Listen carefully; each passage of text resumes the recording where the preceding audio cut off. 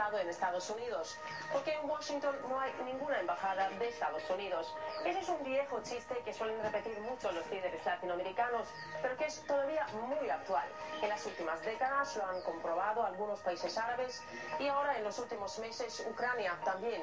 Y hay pruebas que señalan que las embajadas de Estados Unidos están directamente involucradas en esas revoluciones. Irán, el año 1953, Guatemala, 1954, Vietnam del Sur, 63, Grecia, 67, Chile, 1973. Luego llegaron las revueltas en Yugoslavia o Libia. La lista de naciones continúa y Estados Unidos, de una manera directa o indirecta, participó en todos esos golpes de Estado. Ahora vamos a ver la lista de las entidades que ayudan a organizar esas rebeliones. En primer lugar, se encuentra la organización USAID.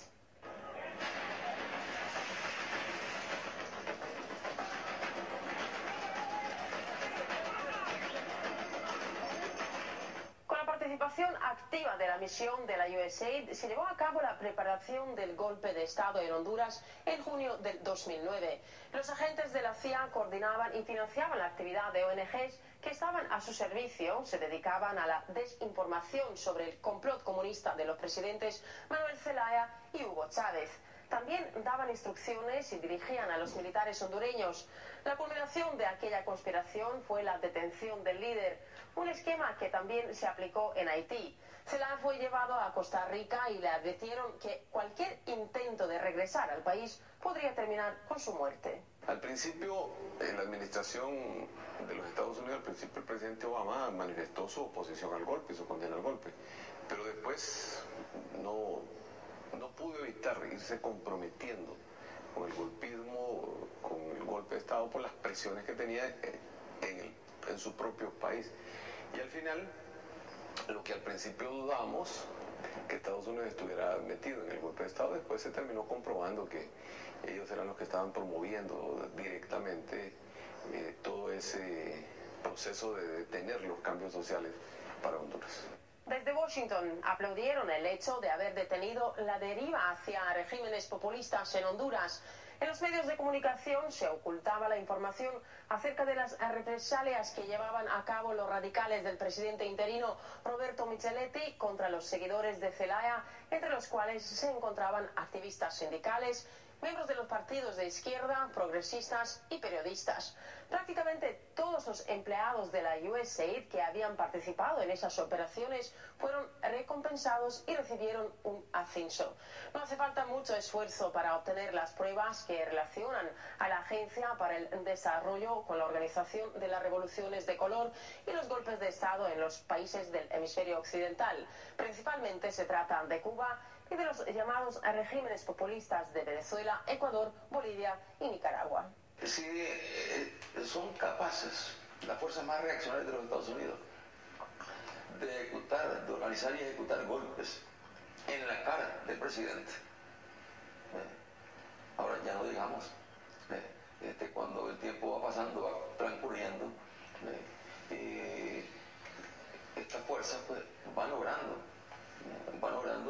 finalmente imponerse independientemente de las propuestas y los compromisos hechos por el presidente Obama ante América Latina y el Caribe. En Cuba, la historia de las operaciones de USAID ya dura varias décadas, pero podemos decir también que sus intentos de crear nuevos partidos, digamos, alternativos o medios de comunicación independientes han fracasado, ya que la actividad de la contrainteligencia cubana es bastante eficaz. Recientemente en Cuba fue detenido y condenado a 15 años de prisión el agente de la USAID, Philip Allen Ross, quien proporcionó a los grupos disidentes el equipo especial para estar en contacto vía satélite con el Departamento Operativo de la CIA en Miami. Llama la atención la similitud de las revoluciones organizadas en América Latina, llevadas a cabo en diferentes países árabes, y ahora mismo en Ucrania. Detrás está el grupo serbio Otpor o Resistencia, que organizaron su primera revuelta en Serbia en el año 2000 contra Slobodan Milosevic y luego alrededor de todo el mundo. Como podemos podemos ver aquí, todos utilizaron el mismo símbolo, que es este puño, y este último apareció en Venezuela. Ahora, Wikileaks filtró hace poco documentos que muestran que esa organización, que hoy en día se llama Canvas, era financiada desde Estados Unidos para sus actos. La compañía privada de inteligencia estadounidense Stratfor reveló que los miembros del movimiento serbio Otpor recibieron mucho dinero norteamericano y que una de las personas más importantes que influyó para dar esta financiación fue Michael McFaul, quien luego llegó a embajador de Estados Unidos en Moscú.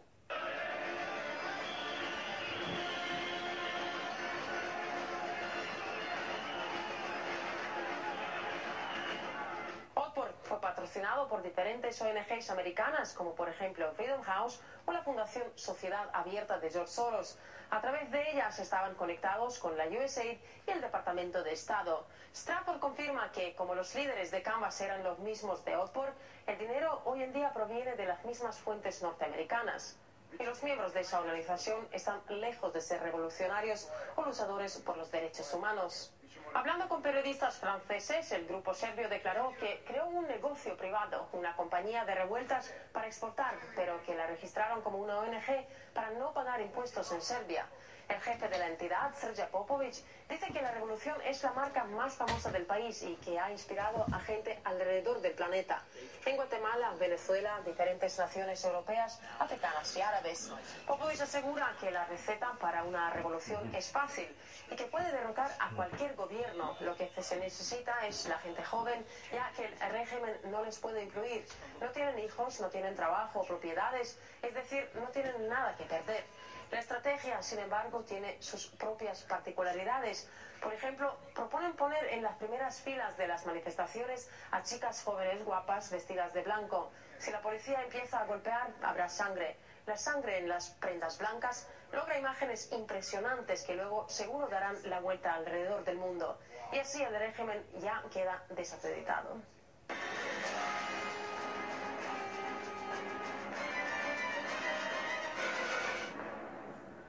Según las filtraciones de Wikileaks, la organización serbia Canvas dedicó muchos esfuerzos en derribar y desestabilizar el régimen de Hugo Chávez en Venezuela. Los documentos de Stratfor mencionan encuentros y biografías de líderes opositores venezolanos como Antonio Ledezma, el alcalde de Caracas, Enrique Capriles, Leopoldo López y el magnate de los medios Rafael Poleo. Hacen referencia a las manifestaciones estudiantiles en Venezuela del año 2009 y 2010. Los cables mencionan también a menudo al grupo Canvas, el cual aseguró que las protestas de Radio Caracas Televisión fueron solo el principio. Dicen, todo va a continuar, pero Venezuela no ofrece tan buenas redes como los países que estuvieron detrás del telón de acero. Añaden que Chávez no se puede comparar con los líderes de los viejos regímenes soviéticos. Hay documentos que detallan los pasos recomendados para llevar a cabo una revolución que iba a derrocar a Hugo Chávez. Entonces Estados Unidos se encargó de eliminar, de cortar de raíz o de cabeza todo gobierno, o casi todos los gobiernos que salieron o que surgieron haciendo otro planteamiento, la independencia. Y ahí tenemos los casos de invasiones a México, a Guatemala, a Panamá, a Nicaragua, a Haití, República Dominicana, Grenada, golpes de Estado en Venezuela varias veces, en Argentina, en Brasil, en Ecuador, en Bolivia. No hubo golpe de Estado en América Latina en 150 años donde no estuviese metida la mano del Imperio norteamericano.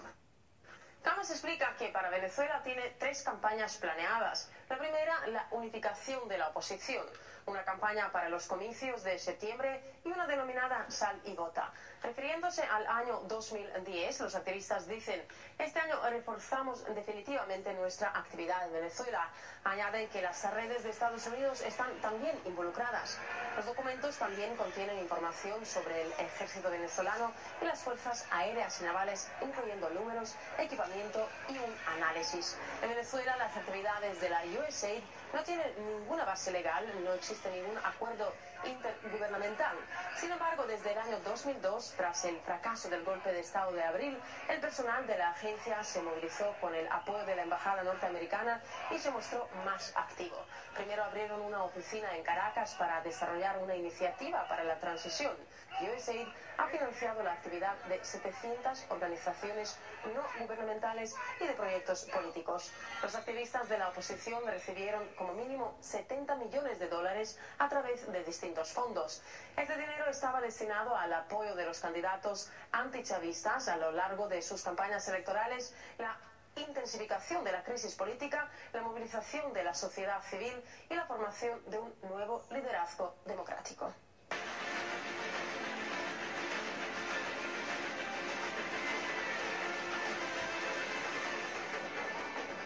Ahora, para hacer un análisis sobre los intereses de Estados Unidos en diferentes partes del mundo, vamos a conectar con John Perkins, economista y activista estadounidense. Señor Perkins, muy buenos días. En primer lugar, durante las manifestaciones en Ucrania, diferentes políticos europeos y de América han visitado al país, como por ejemplo el secretario del Estado norteamericano John Kerry o la jefa de la diplomacia europea Catherine Ashton. ¿Cuál fue su papel en la organización de esas revoluciones? Tengo que decir que la situación es bastante irónica y estoy de acuerdo con una de las declaraciones de Putin en la que tacha de hipócritas al presidente Obama y al secretario de Estado Kerry, porque nosotros matamos a 6.000 civiles en Panamá en 1989, mandamos soldados a Granada, mandamos soldados a Guatemala. Es decir, en Estados Unidos tenemos muchos episodios en los que tratamos de proteger nuestro poder en el hemisferio. ¿Cree usted que las embajadas de Estados Unidos siguen siendo el centro de, digamos, coordinación de esas revueltas? No cabe la menor duda. En mi experiencia, las embajadas estadounidenses son un semillero de espionaje y agentes de la CIA o la Agencia de Seguridad Nacional. Y creo que las embajadas de Estados Unidos están hoy más que nunca al servicio de las grandes empresas. En otras palabras, todo el aparato estatal de Estados Unidos gira en torno a brindar apoyo a este nuevo imperio, un verdadero imperio corporativo que intentamos imponer por todo el mundo. Estas grandes empresas esperan que tengamos un control cada vez mayor sobre todos los países del mundo. El gobierno de Estados Unidos, incluyendo sus embajadas, el Pentágono, los servicios de inteligencia, están al servicio de las grandes empresas, de los grandes grupos económicos.